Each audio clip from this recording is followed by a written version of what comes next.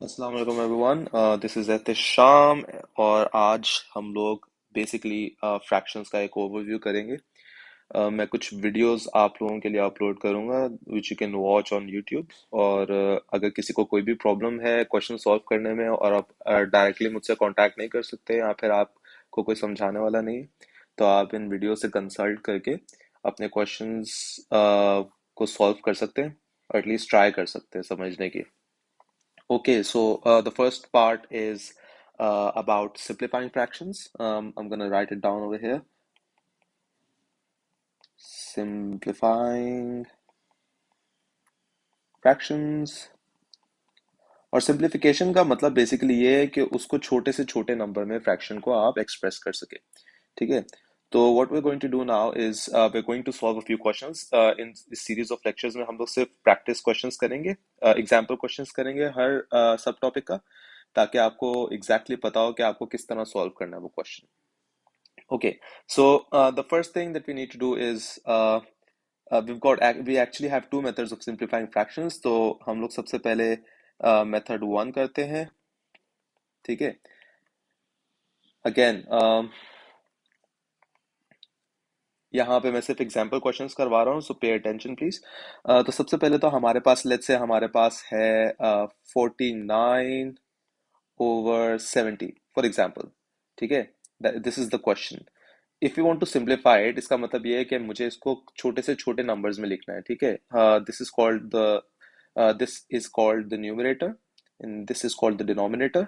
तो अगर हम लोगों को इसको सिंप्लीफाई करना है तो बेसिकली वो एक मेथड ये है कि आप ये देखें कि ये दोनों numbers both the numerator and the denominator कौन से कॉमन नंबर से डिवाइड हो रहे हैं। ठीक है, ऐसा नंबर जिससे दोनों डिवाइड हो रहे हैं।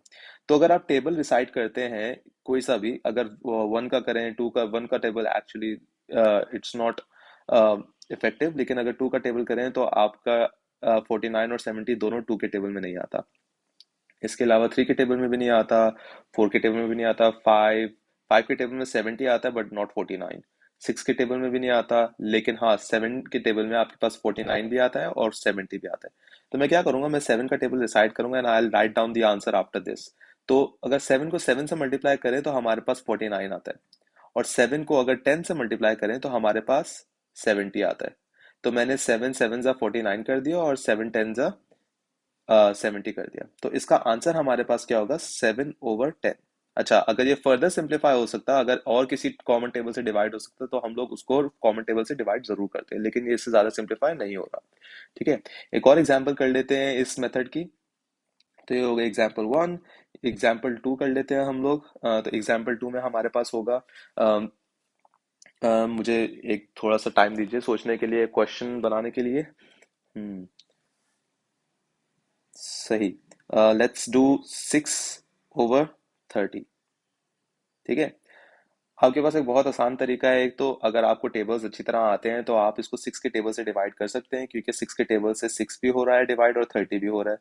ठीक है। लेकिन अगर आपको इतने बड़े टेबल्स नहीं याद करने, ठीक है, अगर आपके लिए थोड़ी सी डिफिकल्टी होती है इनको डिसाइड करने में, तो आप बेसिकली क्या कर सकते हैं, आप लोग ये देख सकते हैं कि टू के टेबल में सिक्स भी आता है और 30 भी आता है। ठीक है। तो आप टू से डिवाइड करें इन दोनों को। सही है। तो टू से अगर मैं डिवाइड करूंगा तो टू टू सिक्स हो जाएगा और टू फिफ्टीन जा 30 हो जाएगा। तो इसका आंसर हमारे पास आएगा 3/15। अगर मैं इस नंबर को देखूं तो इस नंबर को हम लोग फर्दर सिंप्लीफाई कर सकते हैं, और वो किस तरीके से कर सकते हैं बेसिकली, अगर मैं थ्री के टेबल से डिवाइड करूं इन दोनों को, थ्री वन जा थ्री, थ्री फाइव जा 15, क्योंकि ये दोनों numbers 3 and 15 both are being divided by 3।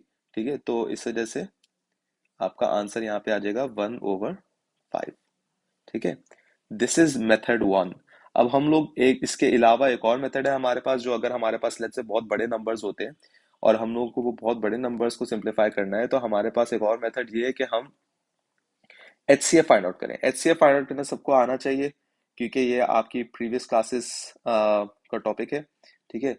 तो I assume H C F निकालना सबको आता होगा, लेकिन फिर भी मैं क्वेश्चन जब सॉल्व कराऊंगा तो आप लोग प्लीज पे अटेंशन। आप लोगों को हो सकता है अगर ना आता हो तो समझ आ जाए किस तरह रिविजन हो जाएगा बेसिकली। ठीक है। तो हमारे पास जो मेथड टू है उसके अंदर हम लोग H C F find out करते हैं। अब let me make up a question. For example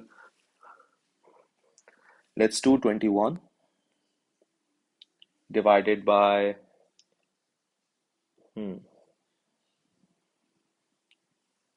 21, 21, 21 divided by let's say 49। ठीक है। इसको सॉल्व करने का आसान तरीका ये है कि आप लोग जो है इसको 7 से डिवाइड कर सकते हैं, लेकिन अगर आपके पास एक और मेथड है, अगर आपको नहीं पता चल रहा कि कौन सा टेबल यूज करना है, तो आप लोग उसके लिए एचसीएफ निकाल सकते हैं। एचसीएफ किसका निकालना है? न्यूमरेटर का और डिनोमिनेटर का एक साथ एचसीएफ निकालना है। और उसको किस तरह निकालेंगे हम लोग? यहाँ पे हम लोग एक प्राइम फैक्टराइजेशन करेंगे दोनों की। प्राइम फैक्टराइजेशन का मतलब है छोटे से छोटे टेबल से आप दोनों को डिवाइड करें, लेकिन कॉमन नंबर से। ठीक है, ऐसे नंबर से जो दोनों में आपस में कॉमन हो। अगर हम लोग इसके अंदर अगर देखें तो हमारे पास यहाँ पे 3 से डिवाइड हो रहा है 21, लेकिन 49 नहीं हो रहा 3 से डिवाइड। ठीक है, तो हम लोग क्या करेंगे, हम लोग बेसिकली इसको 7 से डायरेक्टली डिवाइड करेंगे। ठीक है, और यहाँ पे हमारे पास आंसर आ जाएगा 7 3 ज़ा 21 एंड 7 7 ज़ा 49। अच्छा, इसके बाद हम लोग फर्दर फैक्टराइजेशन नहीं कर सकते।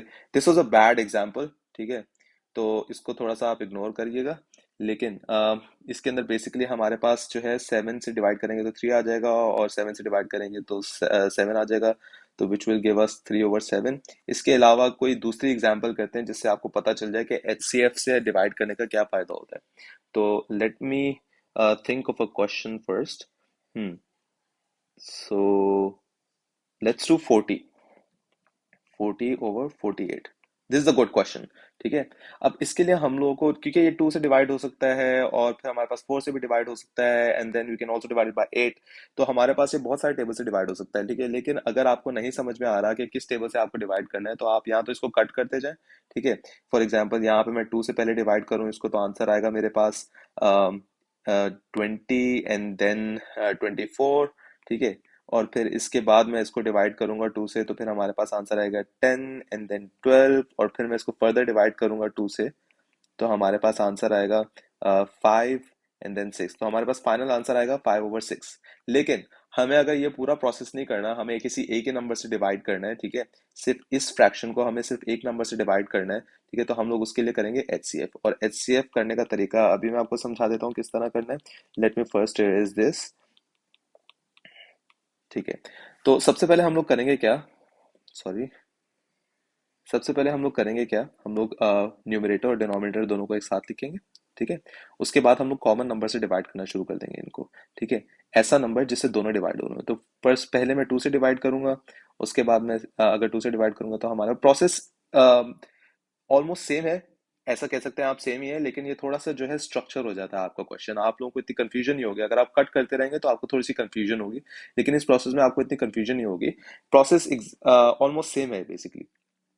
ठीक है, कॉन्सेप्ट पीछे सेम है। अगर 2 से डिवाइड करूंगा तो मेरे पास 40 को डिवाइड करूंगा तो 20 आ जाएगा, 48 को डिवाइड करूंगा तो 24 आ जाएगा। उसके बाद मैं फर्दर 2 से डिवाइड करूंगा इसको, तो मेरे पास यहाँ पे 10 आ जाएगा, और यहाँ पे मेरे पास 12 आ जाएगा। उसके बाद अगर मैं फिर 2 से डिवाइड करूंगा तो मेरे पास यहाँ पे 5 आ जाएगा, और यहाँ पे 6 आ जाएगा। ठीक है, रिपीटिंग अगेन, 40 को 2 से डिवाइड किया तो 20 आया। उसके बाद 48 को 2 से डिवाइड किया तो 24 आया।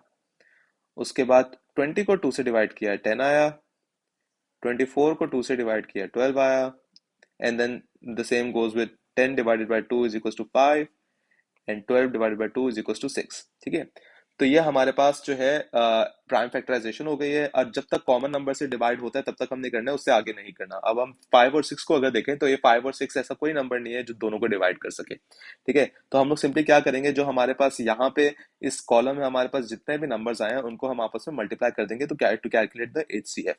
ठीक है, तो 2 multiplied by 2 multiplied by 2 will be equals to 6। ये हमारे पास एचसीएफ आ गया। अब इसको सिंप्लीफाई करने के लिए हमारे पास, sorry not 6, really sorry, that was me.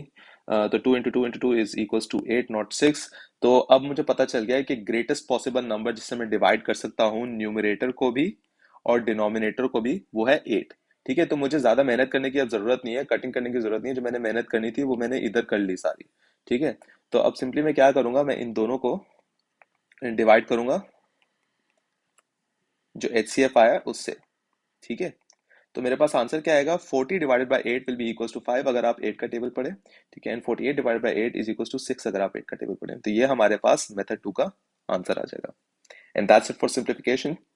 We'll move on to the comparison of fractions, which is finding out कि भाई कौन सा नंबर, कौन सा फ्रैक्शन हमारे पास बड़ा है, कौन सा छोटा है। हम लोग उस बारे में नेक्स्ट लेक्चर में बात करेंगे। Thank you.